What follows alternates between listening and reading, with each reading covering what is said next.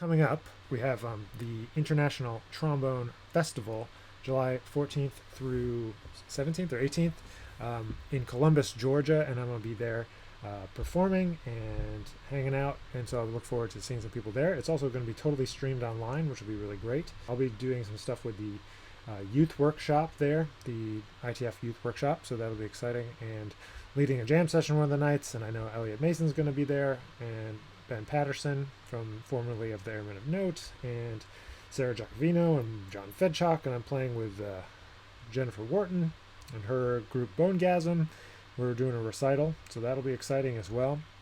So I hope you can make it out to the International Trombone Festival, online or in person. Just for my email list for the educational stuff that I do, I sent out this week a pre-order link for a new course that I'm launching, a jazz composition course. And that jazz composition course, you can find it on the teachable.com studio for the Institute for Creative Music, or if you just search Nick Finzer composition course, it will come up on Google, but it's not officially released yet. But if you're here and you're hearing this and you want to go and check it out, you can do that. There's a pre-order open on that, because I think that composition and arranging and improvising are all linked together in various ways, and especially our improvisational voice and our compositional voice, you know, those ideas that we have and those choices that we make, if we can make them out of time, you know, like when you're composing, you're making those improvisational choices not in time, right?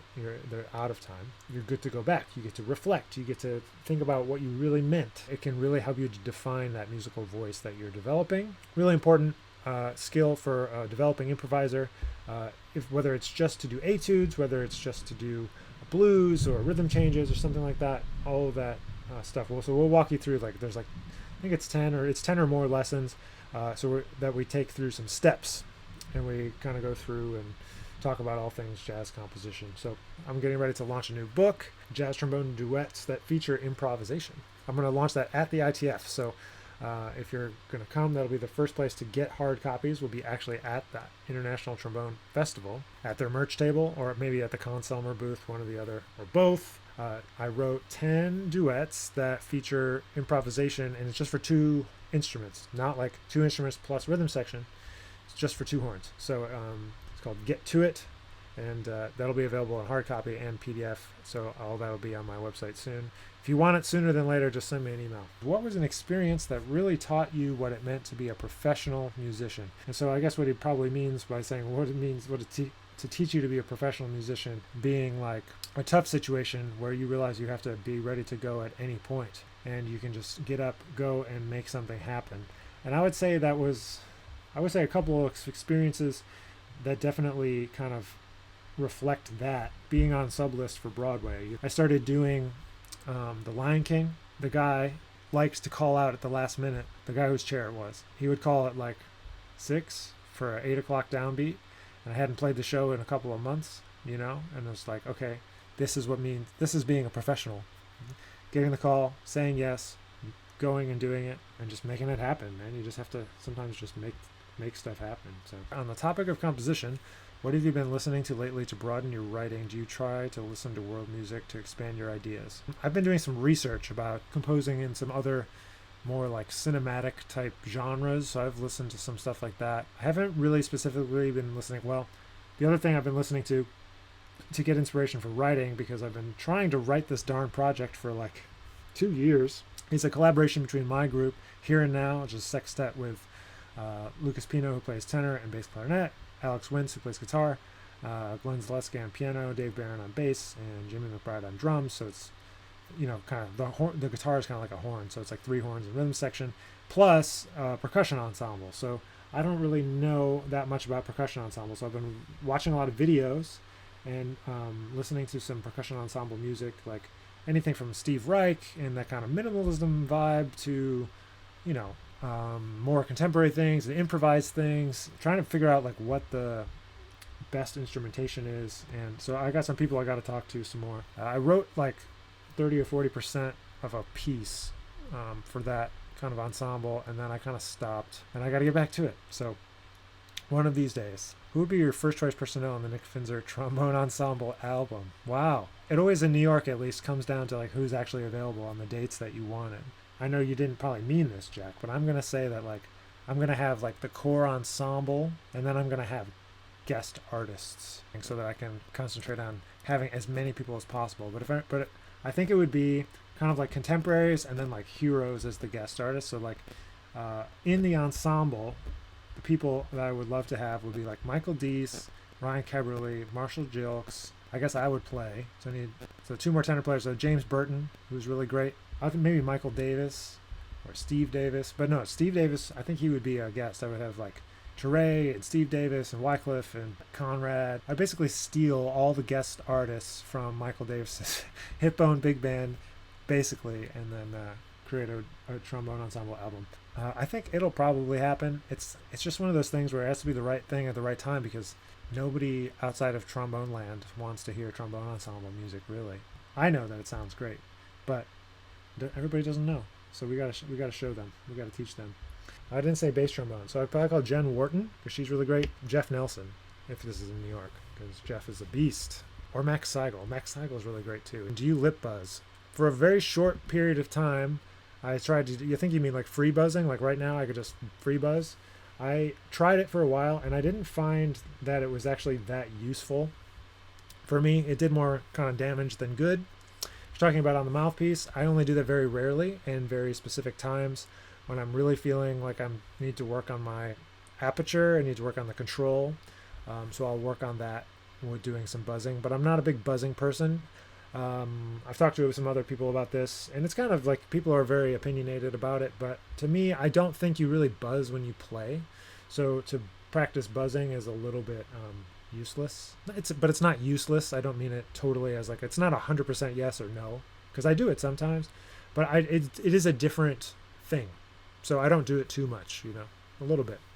And saying it is useless is kind of being too extreme, That's not really what I mean. You write dynamics, crescendos, decrescendos when you write down your transcriptions. Yes, I write as many details as I can into a transcription. I like to think about this imaginary jazz transcription playing robot that could play with swing feel and like could play everything that you wrote down. So I'm going to be as specific as possible so that this imaginary jazz robot who's going to sight read my chart, my transcription, will do it correctly and perfectly the first time. So that's what I aim for. It doesn't always happen, I'm always revising. Even the stuff that I've published, I find mistakes in years later, So, we all do the best we can and revise it as much as we can, but it's inevitable that you'll keep on hearing more details.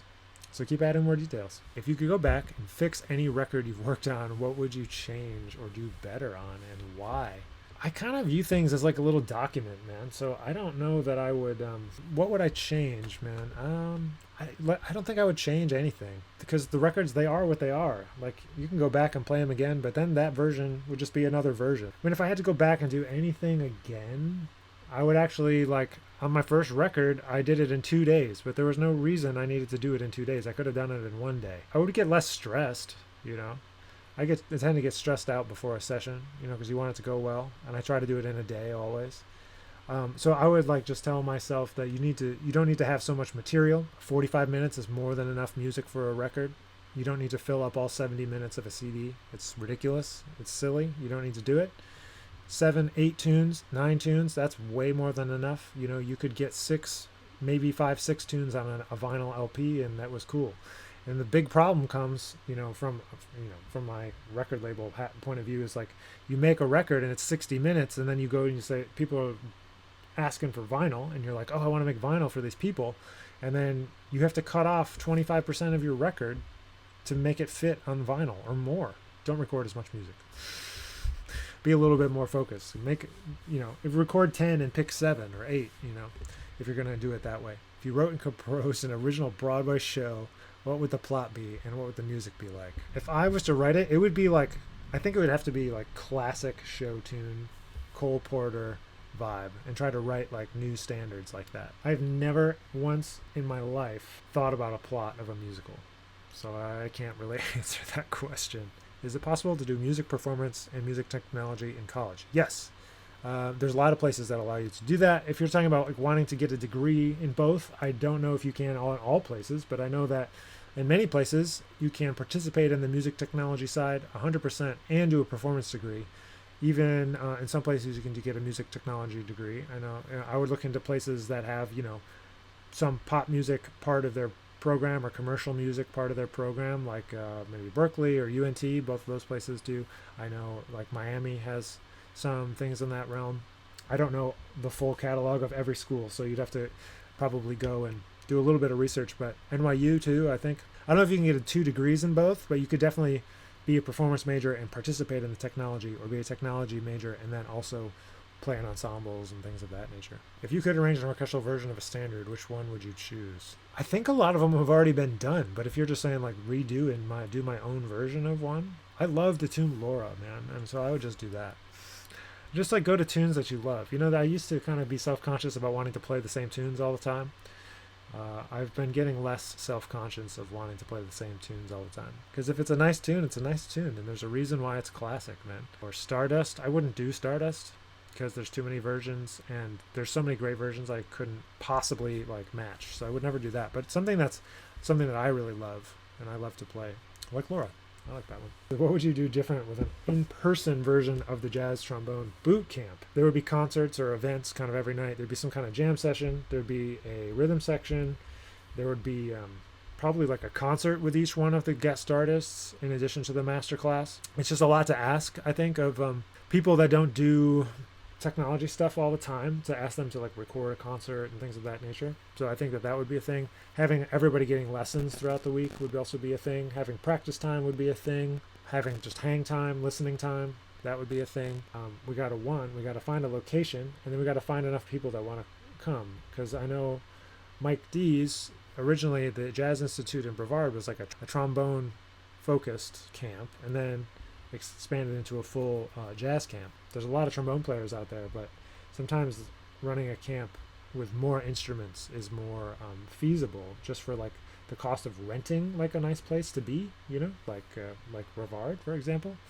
It can be expensive. So, and we got to find if people are willing to come and spend the amount of money that it would cost to like stay there and all those things. It's like kind of a different economic model than an online camp. You can do it a lot more cheaply. What advice do you give your students about listening actively to records? To listen for specific things, like specific things, like what is the bass doing? What is the hi-hat doing? Doing it with one track at a time, doing it with other people, just talking about the records with other people and hanging out and not worrying too much about always being super detailed and educational. Like just sometimes stuff is just great, show people new stuff that they haven't heard before. All of those sort of things I think is important to do with other people. So if I could go and do anything more, with like my experience in undergrad or something like that, I would go and listen to records more, so I could have gotten more insight about the music a little bit faster, because it's a community music, and you need the community to help with that aspect of the music. How is your process while composing? Do you compose from the trombone? My process while composing, it's changed, but it's usually at the piano and or vocalizing. I've been trying to write more things that are like I can sing, because you want things to be a little bit memorable at least, and then to kind of contrast those with more technical things. Sometimes if it's a more technical line, I'll try to write it on the trombone, but I really try to be able to sing something, even if it's a fast line, and then figure out what it would be on the trombone and make adjustments. I mean, a great example of that is like if you check out my tune called The Chase, fast line at the beginning, and awkward leaps, but it lays really easily on the trombone. So there's an example of something that I wrote that's like super easy on trombone, but sounds super crazy and is really hard on saxophone apparently, but not that hard on trombone because I wrote it on the trombone. But usually I write at the piano and singing, and I just brainstorm for a long time. I've done some other more deeper dives into this topic. I generally like brainstorm for a long time, all different ideas, like from a certain genesis idea. So starting with one scale, sound, key center, and then kind of blowing it up from there into different ideas and chord structures and sequences and all that kind of stuff. Have you ever known someone to add any substance to the slide handle to increase grip? Well, yeah, Steve Teray makes a gripper. He makes it out of plastic and then paints it with nail polish. I don't know how like healthy it is to inhale all those fumes. And they also used to make like put tape on the slide or something to like grip it a little more, or like some people put like the cord from like a phone cord, like an analog phone cord, like around the wrap here on the neck pipe and or on the slide, like to have some grip, or leather stuff. People put leather grips. Good afternoon. What advice would you have for a bachelor's trombonist for jobs while in grad school? I mean, I think getting into the like entrepreneurial mindset of like doing something on your own rather than getting a job. Doing something where you can create the income yourself that could potentially be scalable in the future, whether it's building a lesson business, whether it's building like a consulting business where you're helping teachers teach jazz, learn how to teach jazz, if it's selling a product, if it's doing marketing, if it's doing audio, video stuff, like something that's going to teach you the skills of being a freelancer while you're in school is going to be more difficult and more time consuming, but is ultimately like what it is like out in the world. And to develop those, the mindset, number one, and develop the wherewithal, like what can I do other than play the trombone to make money? I would do that. I would find like an entrepreneurial way to make money. That's what I would do. Buy and sell stuff. Go garage sailing and resell stuff. Buy sneakers and flip them, or hoodies or whatever. You know, do any of those sort of things that involve just like buying and selling, transacting just from money, so that you can get that entrepreneurial stuff going inside of you, because you have to be a freelancer, you know, ultimately. If you just want a job, then being a musician might be difficult for you, just like to show up at the same time every day, you know. It just doesn't really work that way. How do you fill in the gap between natural slurs from like B flat to F, or how to make it smoother, like it's really connected? Yeah, you don't want to have a gap, right? I think of it as a hill instead of a staircase. That's something I talk about you want to have I always talk about like the moment of change. There's a YouTube video called that, the moment of change, talking about lip slurs. So if you want to dive deeper into this topic, go watch that video. But you have to change immediately from the F to the B flat. So you have to hear the note first, and then you have to change immediately. Like the thing that happens is we go too slow from the note. We get all the in between because we buzz, right? This goes back to why I don't really buzz, because you go and you practice like sirens on the buzz, right? Right, because that's what we want. It's like a hill. But if you only practice that way, then you always have all that nonsense in between, and you get when you're coming back up and down. So you have to practice just the moment of changing from back and forth. And so you just have to try to wait till the very last moment, and I try to imagine in my mind what it's going to feel like to switch really quickly. And so I'll just play an F, and then get back to B flat, back to F. I don't know if it's the right pitch, but I would just practice it that way, one note at a time. Smooth it out, baby. How do you balance your trombone practicing these days? I am trying to commit to doing my routine every day. I'm doing the get ready routine because it's 20 minutes and I wrote the darn thing, so I figured I should see how it works. And it really has been really helpful for me, actually. It's been making me feel like pretty strong, pretty fast without too much time warming up, because it's just the basics, man. It's just long tones, lip slurs, pedal tones, pitch bends, articulation, getting high, getting low, bang. So I've been trying to focus on doing that same routine because it's been so long since I've done like a routine. I want to get back. I wanted to try it, see what was happening, because it's been since maybe Eastman or Juilliard where I've had like a routine, and I'm going to go through this routine. But I also don't have that much time, so I'm not going to do a long one and do a short one. Got to do what you can and try not to beat yourself up, especially after school is done. You know, that's why you got to put all the time in while you're in school. I rely so much on the foundation of time that I put in while I was an undergrad and grad school to get me through playing now, because there's just not as much time. So finding any chance to practice short sessions, you know, whatever it means, you know, at least trying to just make the time to do it. If you don't make the time, I have to schedule things in. If I don't schedule it in, it's not going to happen, because I have to kind of hold myself accountable in that way. So I put it on my calendar. Like, I'm going to practice at this time, and I do it. Because if I say I'm going to do something, even if I say it only to myself, I'm pretty good at making sure that it happens. That's just something that has always worked well for me. So if I say I'm going to do it, then I just do it. Thoughts about advanced degrees versus real-world experience and artist diploma. So the thing with the artist diploma thing is like, that's just like a great way to go somewhere and get into a program and meet some people. I would do that personally over a DMA if you want to play. And so you're probably talking about like the Juilliard AD thing. I don't know how many other places have an artist diploma like that. If you can do that Juilliard artist diploma program, I would do it because it gets you to the school.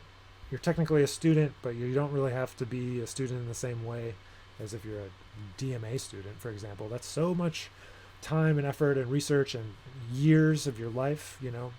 The DMA program is like 2 years, I think, so it's like 18 months long. Allows you to meet people and have a community, which I think is really important when you move to a new city. So I would do that. I personally said a long time ago I wasn't going to get a DMA, and I was going to use real world experience to get me a teaching job if I needed it. I kind of viewed the first gig that I had at Florida State as me going and learning how to teach and getting a DMA, you know, like instead of getting a DMA, I just got a job teaching college and learning through experience. And that's how I've always been. I've always been a person that learns through experience and just dives in and tries to make stuff happen and learn on the fly and see what works and what doesn't work and, you know, give it my all and be honest and all those things. And so that's what I did. So I just got a job and tried to learn through doing, and then I found that one thing led to the next, and I didn't need to go back and get that piece of paper.